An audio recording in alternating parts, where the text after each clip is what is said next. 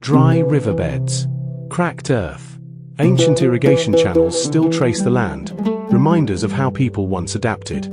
This is Morocco, where water is more than a resource. It shapes daily life, beliefs, and the boundaries of possibility. From snow-dusted mountains to southern plains, water connects, but it also divides. As the climate shifts and demand grows, Morocco faces a defining question. Can it secure enough water to protect both its land and its people?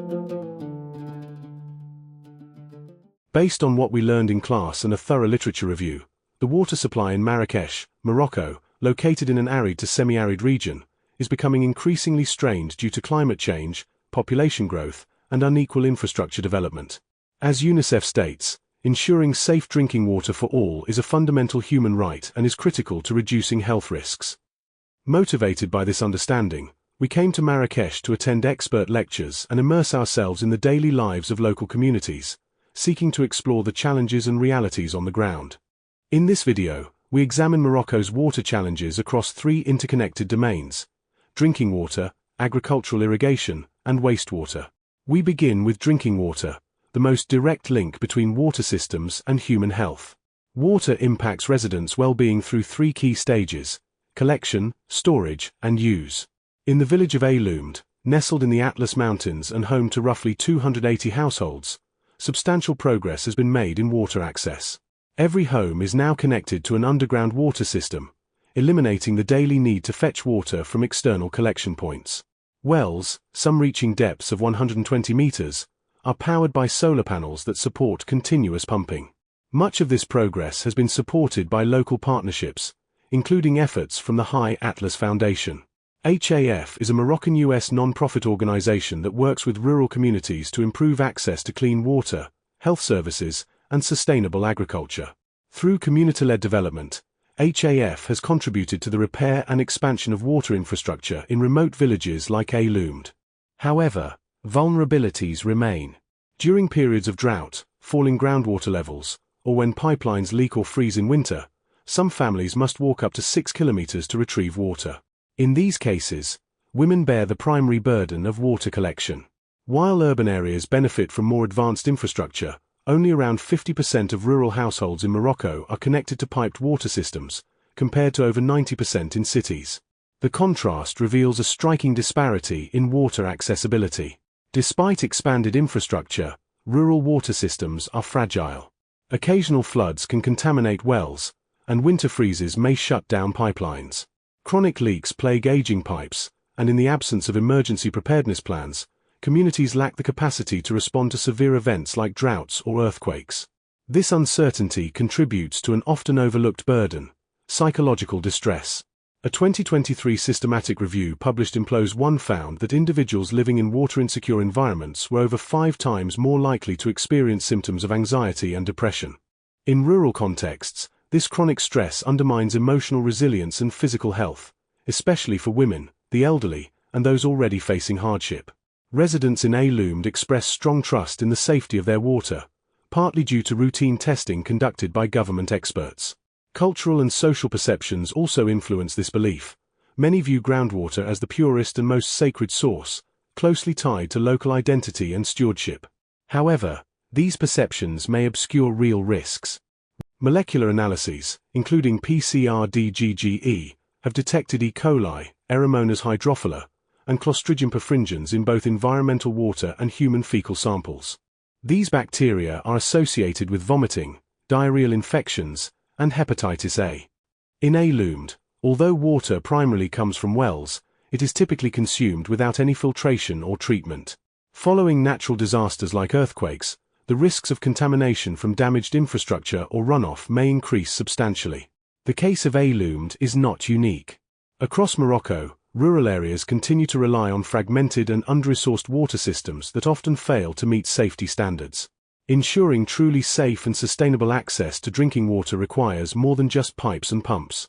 It demands long-term investment in infrastructure maintenance, emergency response planning, health education, and structural equity, bridging the gap between perceived water security and actual health outcomes.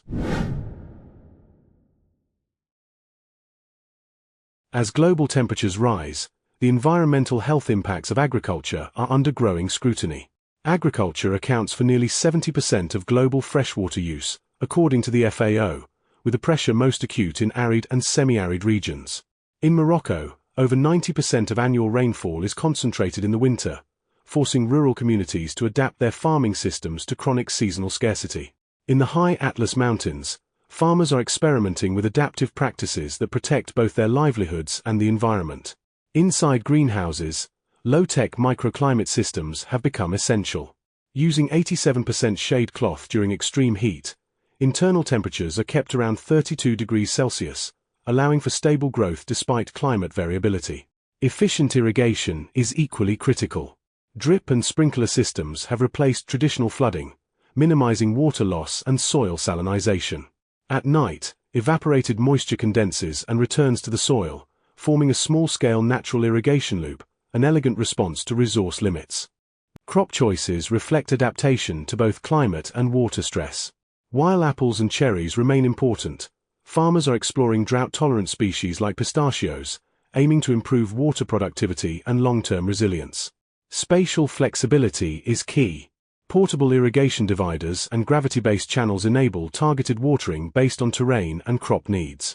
Water catchment basins built with support from the High Atlas Foundation have further enhanced access and agricultural stability.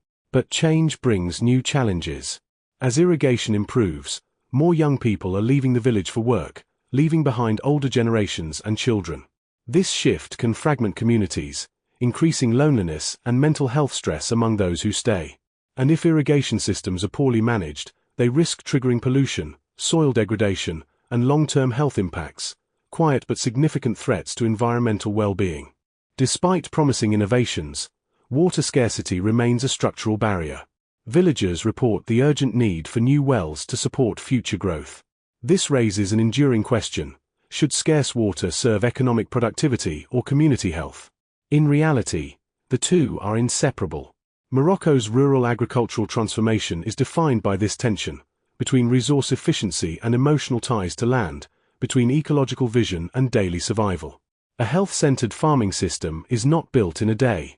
It emerges through small, site-specific adaptations that move rural life, one step at a time, toward harmony with nature. In Morocco, wastewater reuse remains limited, both in scale and in public acceptance. Our journey began at the Faculty of Science in Semlalia, where we explored rural water realities. We found that in rural regions, water systems are decentralized and often informal store water in plastic containers or traditional clay jars believed to offer natural purification. But without consistent water quality monitoring, contamination from livestock, agricultural runoff, and industrial waste poses serious health risks. We also observed experimental technologies under development, such as plant-based filtration systems. While promising in principle, these systems face limitations in virus removal, lifespan, and standardization, preventing wide-scale deployment at this stage. To better understand Morocco's formal wastewater treatment framework, we visited SRM Marrakesh, a centralized sewage treatment facility. There, we observed a standardized three-stage process: primary settling, secondary biological filtration, and tertiary disinfection using sand filters, ultraviolet light, and chlorine. The treated water is reused to irrigate public parks and golf courses, but not for agriculture. The remaining dry sludge is sold to cement and brick manufacturers, contributing to a semicircular resource economy. However, even this advanced system is financially fragile, relying heavily on government subsidies to remain operational. The contrast with rural systems is stark. Only 2.8% of rural households in Morocco are connected to formal sewerage, compared to over 86% in urban areas. Most rural communities depend on septic tanks or pit latrines, and when treatment exists, it often lacks the capacity and technology to meet public health standards. Without adequate treatment, wastewater becomes an unseen vector for disease and groundwater degradation. Addressing this crisis requires collaborative effort. Two key challenges persist in rural wastewater management: the lack of infrastructure investment and low public awareness of wastewater-related health risks. Government investment is essential to develop infrastructure and enforce safety standards. NGOs can help raise awareness, support behavior change, and introduce community-based solutions. Meanwhile, the private sector can contribute innovation, funding, and scalable technology. protecting both environmental and public health. From household water access to agricultural irrigation and wastewater treatment, water in rural Morocco is deeply tied to both public health and community resilience. While local innovations and adaptive practices have made progress, aging infrastructure, untreated water use, and insufficient wastewater systems continue to pose serious health risks. True water security goes beyond access. It requires safe, sustainable, and equitable management across every stage of the water cycle. Moving forward, collaboration between government, communities, and global partners will be essential to ensure that rural water systems not only meet the needs of today, but protect the health and dignity of future generations. Since the earthquake, we have witnessed Marrakesh slowly come back to life. To our surprise, many local residents showed little concern about water scarcity, a stark contrast to our expectations of widespread shortages and contamination. In a round, villagers told us they believe their underground spring water is purer than bottled water. At first, we instinctively assumed this reflected a lack of awareness about water safety. But over time, we began to question our own assumptions. We come from places with established standards and abundant resources, where safety is measured, certified, and labeled. Yet rarely do we pause to see the world through another reality.